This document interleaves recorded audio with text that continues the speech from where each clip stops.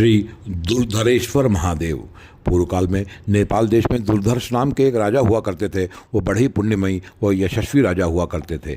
एक बार शिकार खेलते हुए वह दूर वन में निकल गए और तभी एक सरोवर के किनारे उन्हें एक सुंदर कन्या दिखती है। राजा उस पर मोहित हो जाते हैं। वह उससे उसका परिचय पूछते हैं और उसके समक्ष विवाह का प्रस्ताव रखते हैं।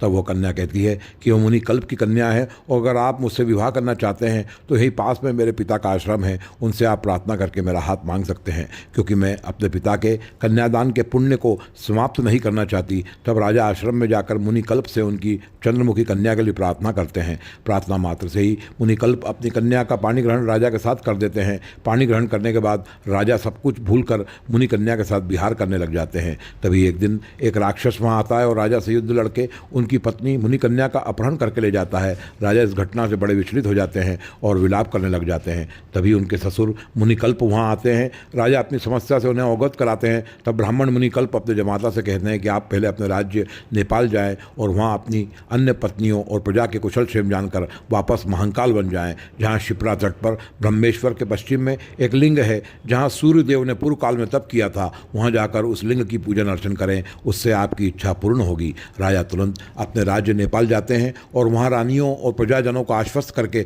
शीघ्र महाकाल वन पहुँचते हैं और पुण्यमयी शिप्रा नदी में स्नान करके सूर्य द्वारा आराधित लिंग की जलधारा द्वारा रुद्राभिषेक करते हैं। तभी राजा को शिप्रा नदी किनारे अपनी प्रिय पत्नी मुनिपुत्री का दर्शन होता है। अपनी प्रिय पत्नी को वापस पाकर राजा लिंग के पास आकर नाना रत्न पुष्पों और विभिन्न वाद्य यंत्र बजवाकर स्तुति गान द्वारा शिवलिंग की आराधना करते हैं। तभी शिवलिंग में से प्रकट होकर भगवान शिव राजा से कहते हैं कि राजन, यह कन्या सिद्धिपति विश्वासु की प्रिय पुत्री है। मुनिकल्प ने इसे तुम्हारे लिए ही पाला था। मैं उस राक्षस का वध करके इसे लाया हूँ। तुम इसे ग्रहण करके अपने राज्य का राज भोगो। फिर राजा सपरिवार इस लिंग का पूजन संपन्न करते हैं। राजा दुर्धर्ष के कारण इस लिंग का नाम दुर्धरेश्वर महादेव हुआ।